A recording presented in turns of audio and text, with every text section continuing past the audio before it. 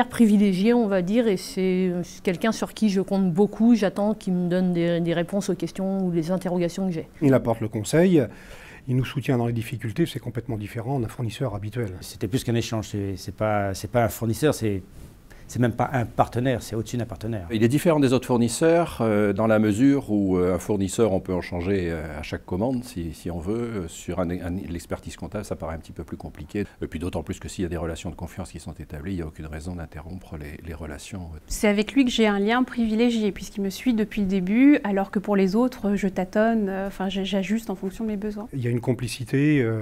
Dès qu'on a un souci, on peut l'appeler. C'est le fournisseur sans doute le plus proche de nous déjà physiquement parce qu'on le voit tous les mois pour le suivi des tableaux de bord. Il est différent des autres fournisseurs, beaucoup plus proche. Le fait de dévoiler, je dirais, entre guillemets, son intimité, c'est autre chose qu'un fournisseur banal.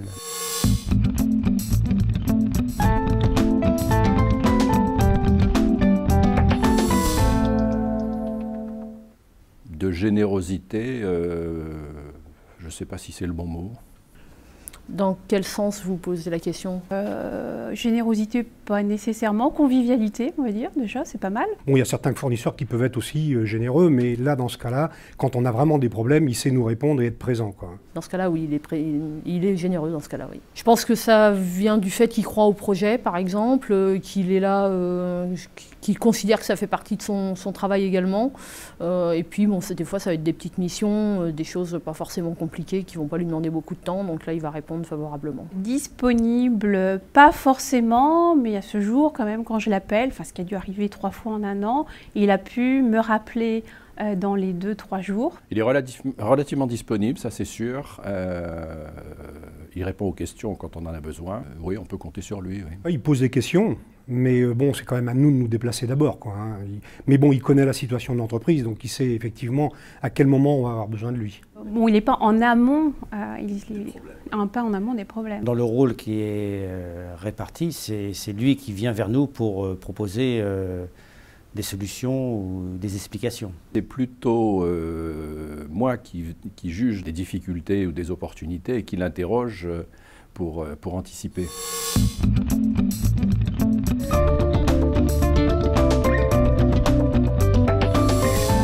Non, je pense pas.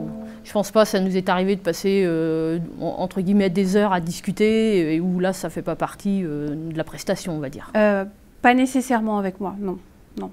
Le chrono n'est pas forcément en route dès lors qu'on a un entretien. Dans la mesure où là, il ne compte pas, on peut considérer que c'est de la générosité. En fait, je me suis jamais posé les questions de savoir et j'ai jamais fait de comparaison. À partir du moment où j'étais bien servi par mon expert comptable, j'ai jamais été ailleurs, voir combien ça pouvait coûter de moins, etc. J'ai jamais fait de comparaison. Effectivement, ou alors c'est pas un bon expert comptable, il compte forcément le temps qu'il passe avec nous. Je suis pas sûr qu'il le minute à chaque fois qu'il vient nous voir, mais je pense que dans le contrat qu'on signe avec lui tous les ans, il intègre en fait les moments prévus ou les temps prévus de rencontres, mais aussi les imprévus. On n'est pas à regarder si le travail est facturé, si le travail n'est pas facturé. Il y a quand même des parties qui sont faites, je dirais, offertes, sans doute, par rapport à un temps qui doit passer. Les périodes difficiles, c'est là qu'on a le conseil qui va nous permettre justement d'avancer et de faire ce qu'il faut. Et je dirais même presque au-delà de la vie professionnelle, parfois. Dans les cas difficiles, quand j'ai eu à me poser des questions, il a été là pour répondre. Il a été présent, ça c'est clair. Et les réponses, en général, ont aidé à prendre la décision. Il va m'apporter des éléments dont je n'ai pas la connaissance, qui me permet de prendre la décision derrière, mais c'est vrai qu'en finalité, c'est de toute façon, la décision, c'est moi qui la prends. Pour le moment, on est là sur la prestation factuelle, donc il n'a pas eu trop l'occasion sur une année de m'apporter une réelle plus-value. Il y a le facteur temps, et puis ensuite, il y a la valeur ajoutée qu'il y a derrière le service que vous rendez, et qui peut avoir un prix complètement différent d'un prix de l'heure calculé de manière, je dirais, comptable. Dans certains cas, effectivement, la valeur ajoutée qu'il a apportée était plus importante que peut-être le service qu'il a apporté qui facture de manière classique. Ça, c'est possible, oui.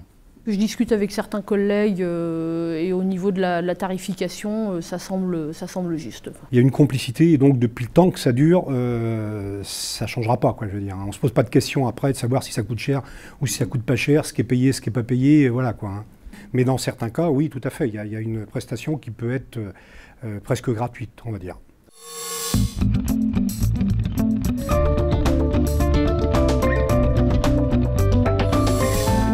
privilégier les premiers moments avec ses prospects, ses nouveaux clients, puisque c'est vrai que ça va quand même déterminer toute la relation après, je pense. Il y a une partie du travail de l'expert comptable qui n'a pas véritablement de valeur ajoutée. Si c'est simplement pour établir des comptes et sortir des bilans, je pense que tous les experts comptables sont capables de faire. La valeur ajoutée d'un expert comptable, c'est tout l'environnement de l'entreprise, qui soit social, réglementaire, les aides, les exonérations, tous ces sujets auxquels l'entreprise n'a pas forcément accès facilement, qu'il me semble que les experts comptables devraient travailler auprès de leurs clients. Je pense qu'il faudrait qu'ils soient plus dynamiques dans le conseil qu'ils peuvent nous apporter, parce qu'en fait, c'est vrai que souvent, je le disais tout à l'heure, on doit poser la question pour avoir le conseil, et je pense que l'expert comptable, il reste un petit peu trop au niveau de la comptabilité pure, hein, et ne va pas forcément nous donner des conseils en gestion d'entreprise, et je pense que c'est là, je dirais, si mon expert comptable devait améliorer quelque chose, ce serait plus dans la gestion globale de l'entreprise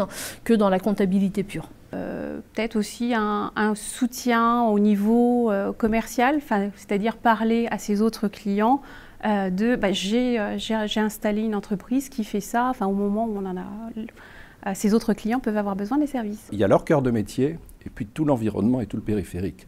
Et la valeur ajoutée, elle est là. Une entreprise, ce n'est pas simplement une affaire de compte, c'est une affaire de décision, d'aide à la décision. Et c'est là que la vraie valeur ajoutée des experts comptables, à mon avis, pour l'avenir, est placée. À discuter avec des commerçants, des collègues artisans, on a tous un petit peu ce sentiment qu'on attend un petit peu plus de conseils de notre expert comptable.